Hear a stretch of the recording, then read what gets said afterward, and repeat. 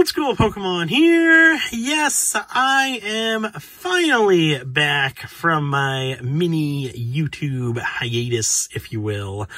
It has been a rough past couple of weeks for me. Back 2-3 weeks ago now at this point, I woke up Monday morning and felt like absolute garbage. I was so sick for about a week. It wasn't COVID, luckily, but I don't know what I had, but it was absolutely miserable for about a week or so.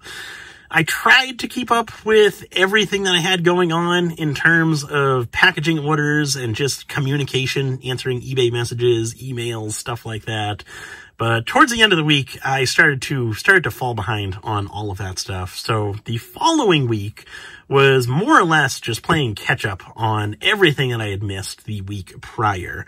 So that's kind of what I've been up to the past couple of weeks. Finally caught back up on everything. Obviously, there's always stuff that I need to get done, but on all the important stuff, I'm caught back up on everything, which is always a nice feeling. So I figured I'd go ahead and get back into YouTube starting this week. Got a few really cool things to show you in this video. Purchased a gigantic collection, largest collection buy that I've had to date. So I'm going to be showing you that, and I'm also going to be showing you these right here.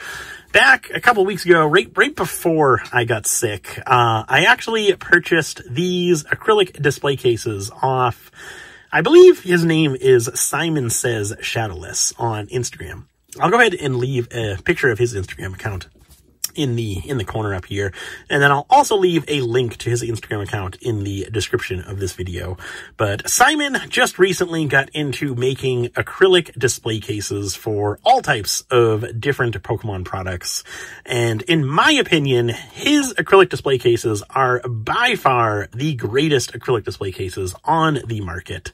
So if you guys are ever interested in picking some up, definitely recommend purchasing from Simon. I purchased 5 display cases for some individual theme decks that I had in my collection, and he sent them along with this note. Good day, Nick. I hope you enjoy your brand new theme deck cases. I hope these are able to hold their own within your impressive collection and keep your sealed decks protected for many years to come. As we've talked about, my goal for making these cases is to simply make the very best quality products on the market that I possibly can. These bad boys are made with 100% pure crystal clear acrylic and utilize strong neodymium, however you say that word, magnets to ensure the lid stays put. Thanks again, and please keep up the great work, mate. Cheers, Simon. He also left his phone number. I blocked that off because I didn't want to show the whole world his phone number. But yeah, if you guys are ever interested in acrylic display cases, either he's got a whole bunch of different products available. I purchased the Wizards of the Coast era theme deck display cases. I think these are the greatest quality acrylic cases on the market. I've tried a couple acrylic cases for these theme decks right here, and these are by far the best ones. I absolutely love how they look. They look to be good quality. They feel like they're really good quality. There's actually some decent weight to these cases. I was pleasantly surprised when I actually got these in and kind of felt how heavy they were. I do like that. I absolutely love the rounded corners. That was a nice little touch right there.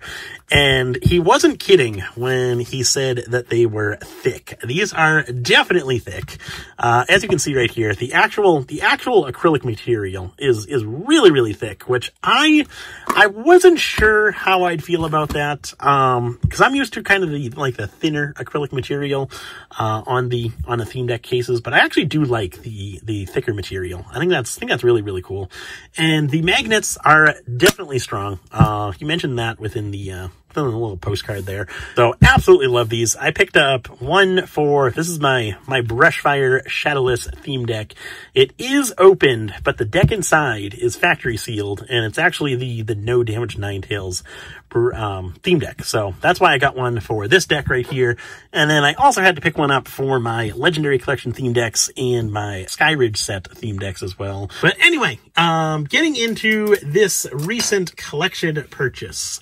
So back a couple weeks ago, someone reached out to me with a gigantic collection that they wanted to sell. we ended up doing a video call, spent 2-3 hours on a video call, and then he sent me, he had a large portion of the collection listed, on the TCG Player app.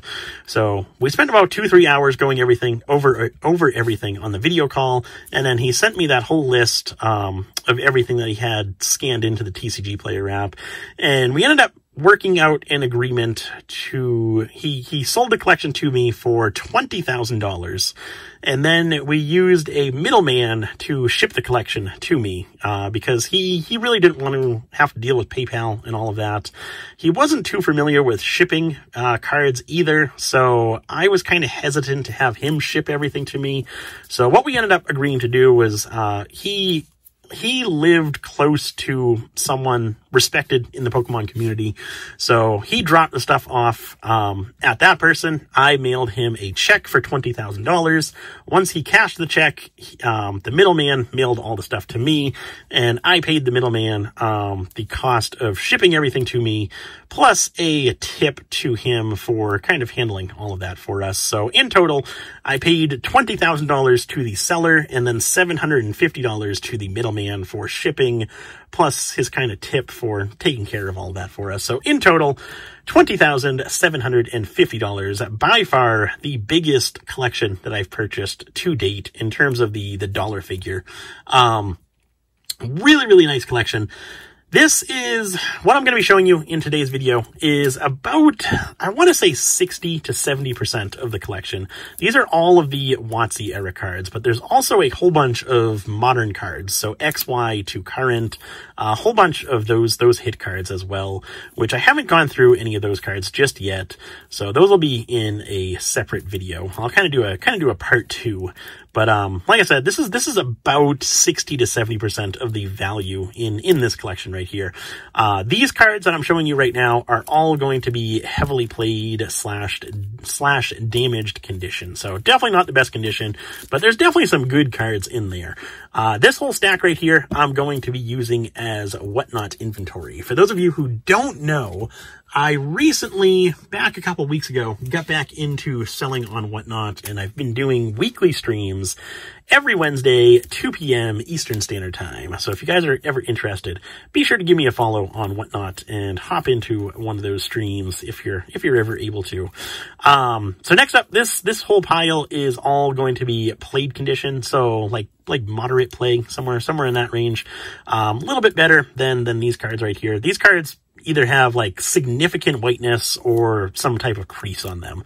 And then these cards just have scratches, whiteness, stuff like that. But yeah, so similar to this stack right here, this stack right here is also going to be for Whatnot inventory, just because it's a lot easier to sell on Whatnot than it is on eBay, and I really don't like listing played condition cards within my eBay store. So I figured these ones I'll just do Whatnot streams with. And then this next stack is all excellent condition. So with these cards, the first edition cards and like the higher end unlimited cards like Blastoise right here, those will be listed within my eBay store as buy it nows at some point. And then kind of like the lower end cards like Mr. Mime, Venomoth, all of these ones right here. These ones I'll also use as Whatnot inventory. Got base set 2 Charizard with a nice little swirl going on right there for any of you swirl collectors.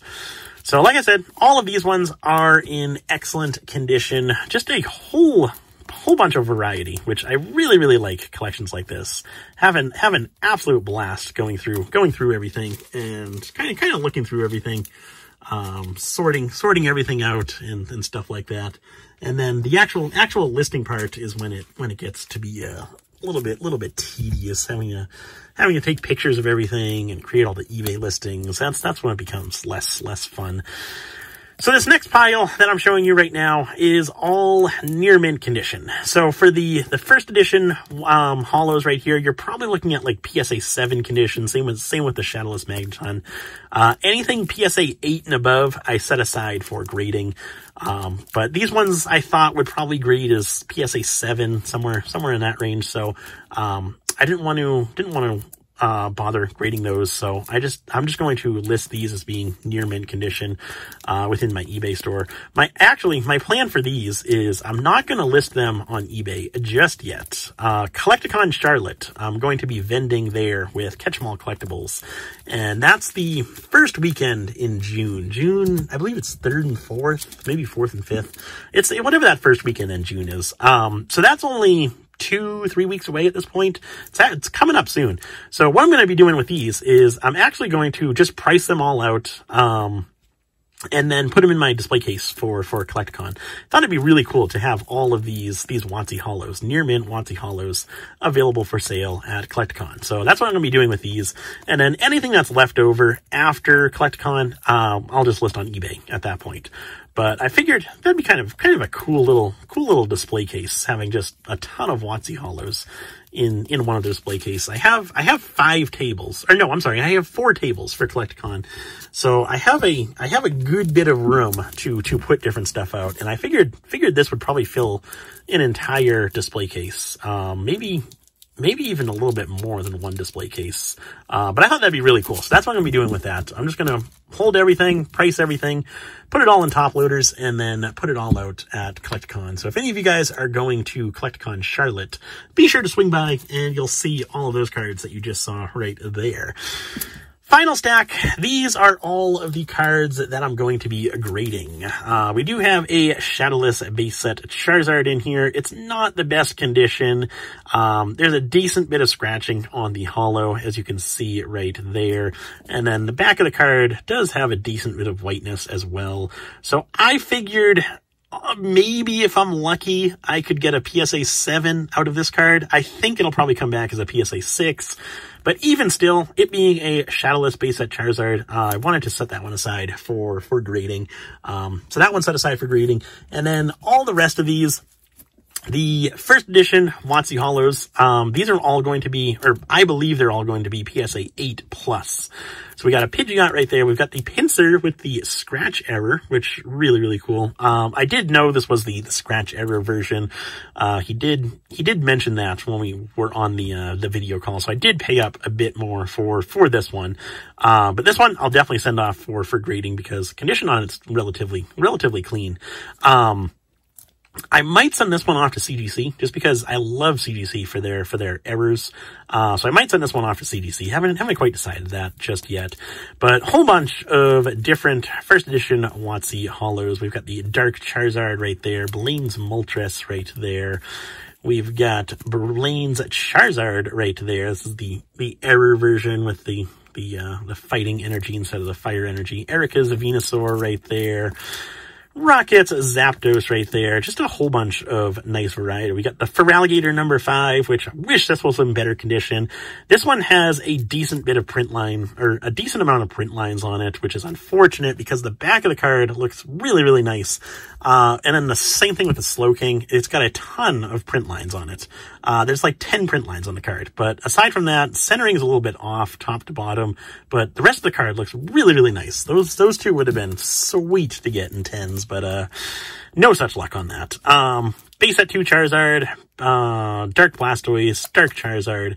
So these were all PSA 8 and above. The unlimited cards outside of like these ones right here, the more popular Pokemon, these ones are just really, really nice condition. I figured these could get PSA 9s and above. So that's why I set these ones aside.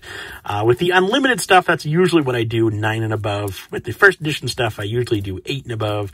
Unless it's something really nice like the Charizard right here. It's definitely not an 8 or above, but because it's the Shadowless Charizard, figured it's worth getting graded. So that is everything that I have thus far.